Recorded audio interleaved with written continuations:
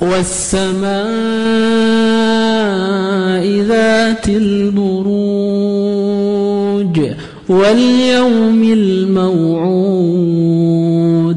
وشاهد ومشهود قتل أصحاب الأخدود النار ذات الوقود إذ هم عليها قعود وهم على ما يفعلون بالمؤمنين شهود وما نقموا منهم إلا أن يؤمنوا بالله العزيز الحميد الذي له ملك السماوات والأرض والله على كل شيء شهيد إن الذين فتنوا المؤمنين والمؤمنات ثم لم يتوبوا فلهم عذاب جهنم ولهم عذاب الحريق إن الذين آمنوا وعملوا الصالحات لهم جنات تجري من تحتها الأنهار ذلك الفوز الكبير إن بطش ربك لشديد إنه هو يبدئ ويعيد وهو الغفور الودود ذو العرش المجيد فعال لما يريد هل أتاك حديث الجنود فرعون وثمود بل الذين كفروا في تكذيب والله من ورائهم محيط بل هو قرآن مجيد في لوح محفوظ. بسم الله الرحمن الرحيم. السلام عليكم ورحمة الله وبركاته. إن الحمد لله نحمده ونستعينه ونستغفره ونعوذ بالله من شرور أنفسنا وسيئات أعمالنا من يهده الله فلا مضل له ومن يضلل فلا هادي له أشهد أن لا إله إلا الله وحده لا شريك له وأشهد أن محمدا عبده ورسوله وخليله وصفيه أما بعد. Hadirin bapak-bapak dan ibu-ibu sekalian, semoga Allah Subhanahu wa taala senantiasa memberkahi pertemuan kita ini, acara kita ini. Karenanya puji dan syukur tidak lupa untuk senantiasa kita haturkan dan kita bacakan untuk Allah Subhanahu wa taala. Kita panjatkan untuk Allah yang senantiasa memberikan nikmat dan keberkahan serta kemudahan-kemudahan bagi kita semua. Salawat serta salam sudah sepantasnya untuk terus kita panjatkan dan kita haturkan kepada Nabi kita, Nabi Muhammad sallallahu alaihi wasallam. Berkat dakwah dan perjuangan beliau, kita dapat menikmati dan merasakan betapa indahnya, betapa sejuknya hidup di bawah naungan keridhaan Allah Subhanahu wa taala, betapa sejuknya hidup dengan menaati dan menjalankan rambu-rambu syariat agama yang Allah ridhoi ini. Bapak-bapak dan ibu sekalian, sebagaimana yang telah diketahui bersama bahwa tema pembicaraan kita pagi ini ialah tentang toleransi. Akhir-akhir ini bangsa kita sedang mengalami problematika besar. Bangsa kita yang terdiri dari suku-suku, berpulau-pulau, beribu-ribu pulau, berbagai macam ras, bahasa, serta agama mengalami ancaman besar. Seakan-akan masing-masing suku, masing-masing agama, masing-masing penganut atau pengguna suatu bahasa seakan-akan ingin hidup sendiri-sendiri, memisahkan dari NKRI, Negara Kesatuan Republik Indonesia. Sering kita dengar seruan untuk memisahkan diri, ajakan untuk memisahkan diri, tuntutan Aceh, Riau, Kepulauan Riau, kemudian Sulawesi katanya, kemudian juga Maluku, Irian Jaya, Timur telah lepas dari negeri kita.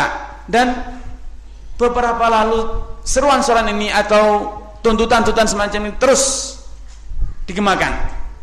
Tapi alhamdulillah Allah Subhanahu wa taala menyelamatkan bangsa kita dari adanya perpecahan-perpecahan, adanya benturan-benturan yang semacam itu. Karenanya suara-suara semacam itu saat ini kembali redup, seakan ditelan oleh bumi.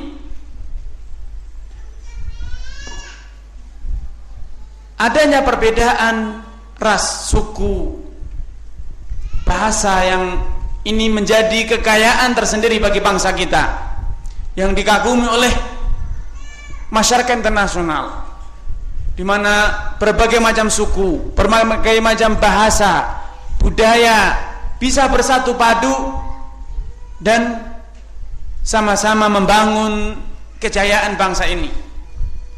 Akan tapi ternyata perbedaan tersebut rentan untuk dimanfaatkan oleh pihak-pihak tertentu untuk membelah dan memecah kesatuan bangsa kita. Karenanya tidak heran bila pemerintah kita, bapak-bapak kita yang penuh dengan kasih sayang, yang berdiri, yang duduk di pemerintahan kita, dan juga tokoh-tokoh masyarakat kita dengan giat memupuk subur pemersatu, berusaha merajut ulang tali pengikat yang menyatukan suku-suku ini. Kembali bahasa Indonesia digiatkan, sampai produk-produk zaman sekarang yang masuk ke negeri kita harus menggunakan panduan bahasa Indonesia, dan berbagai macam upaya yang ditempuh. Ini semuanya sebagai kesadaran bahwa pentingnya kita mewujudkan tali pengikat yang menyatukan masyarakat bangsa kita yang majmu' ini, yang beraneka ragam ini.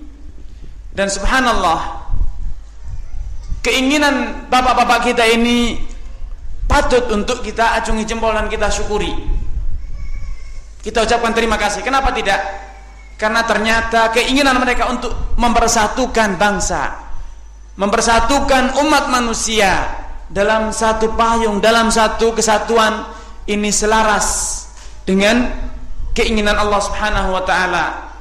Allah yang menciptakan warna-warni, Allah yang menciptakan bangsa, menciptakan suku, menciptakan ras, telah menegaskan bahwa diciptakannya perbedaan ini, adanya perbedaan suku, ras, warna, bahasa dan seterusnya ini adalah bukan untuk saling centang berentang, bukan untuk saling memusuhi, saling menghina, saling merendahkan dan meremehkan, tidak.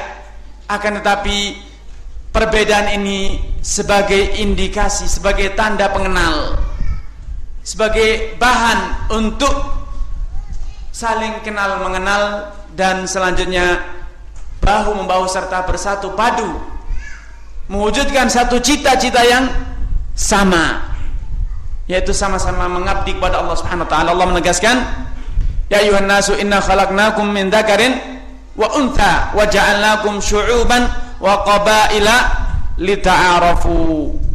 Wahai umat manusia, sesungguhnya kami telah menciptakan kalian, inna khalaqnakum min dzakarin wa untha, dari wanita dan laki dan wanita, dan wa ja'alnakum syu'uban wa qabaila, kami jadikan kalian ini bersuku-suku dan berbangsa-bangsa. Tujuannya apa? Apakah agar mereka saling bercentang-berentang, saling memusuhi, saling meremehkan, saling menghinakan? Tidak.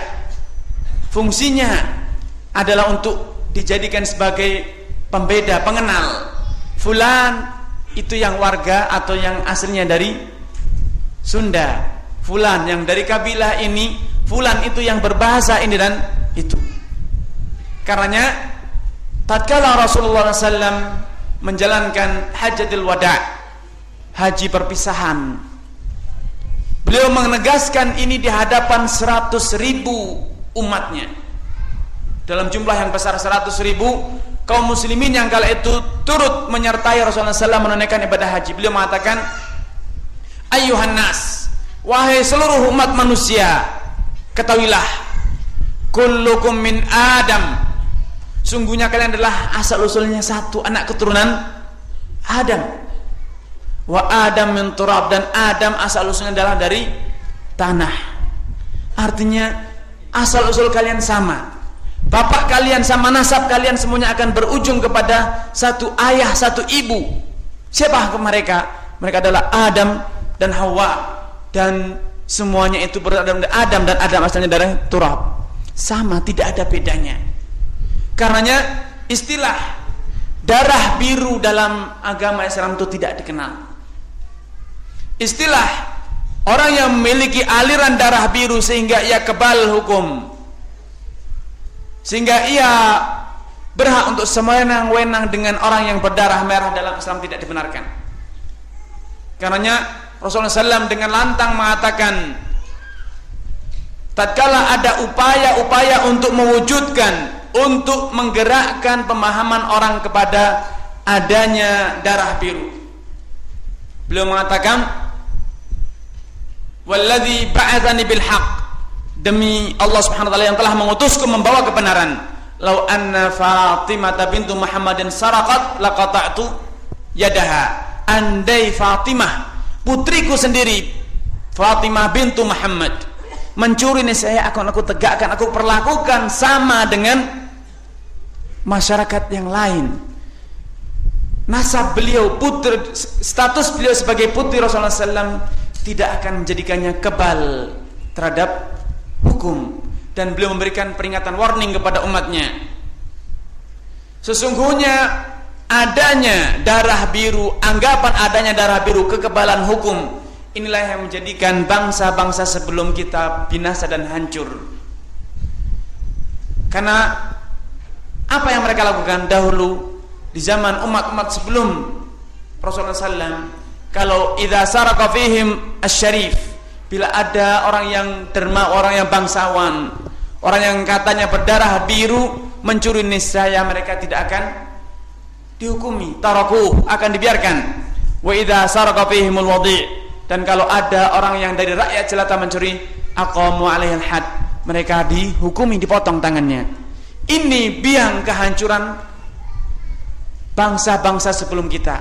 Karenanya adanya perbedaan suku, perbedaan ras ini bukanlah sebagai jaminan akan kedudukan sosial, juga bukan standar akan mulia tidaknya seseorang. Karena perbedaan ras suku itu hanya sekedar cara Allah Subhanahu wa taala agar kita dapat mengenali, saling membedakan.